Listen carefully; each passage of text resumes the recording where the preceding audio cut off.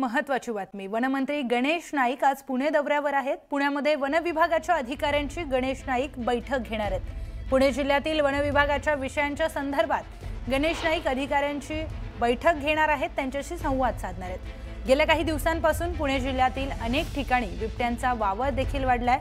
त्यांच्यासह वन विभागाच्या इतर विषयांवर ही बैठक पार पडणार आहे। दरम्यान बिबट्या संदर्भात नसबंदी करणं हा एक तोडगा आहे, असं विधान भाजपचे ज्येष्ठ नेते सुधीर मुनगंटीवार यांनी केलंय। नसबंदी हा एक तोडगा आहे। नसबंदी करणे किंवा बिबट सफारीमध्ये एक मोठ्या क्षेत्रामध्ये बंदिस्त भागामध्ये बिबट तिथं सोडणे, पण एक गोष्ट खरी आहे की नसबंदी शिवाय पर्याय नाही। अतिशय वेगाने बिबट वाढत आहे। अगोदर मुंबईमध्ये अशाच पद्धतीचे प्रकार व्हायचे, पण मग जनजागरण, काही गोष्टी, काही लोकांना सूचना करत 2014 नंतर बोरीवलीच्या संजय गांधी नॅशनल पार्कच्या माध्यमातून आता साधारणतः 10-11 वर्षामध्ये मात्र कोणती घटना झाली नाही।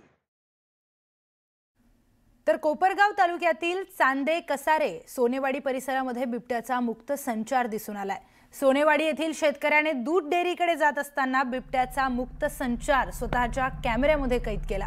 कोपरगाव तालुक्यामध्ये वन विभागाकडून एका बिबट्याला मारण्यामध्ये यश आलं, मात्र तालुक्यातील ग्रामीण भागामध्ये बिबट्यांचा मुक्त संचार दिसून येतोय।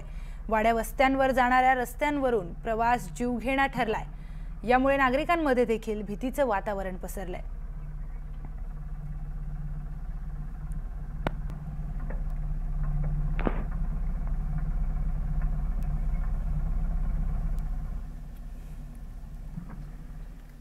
पुढची बातमी पाहूयात। महाबळेश्वर शहराजवळील खादी ग्रामोद्योग परिसरामध्ये फ्रेरे रस्त्यावर वेस्ट लॉज बंगला परिसरामध्ये बिबट्याचा वावर दिसून आलाय।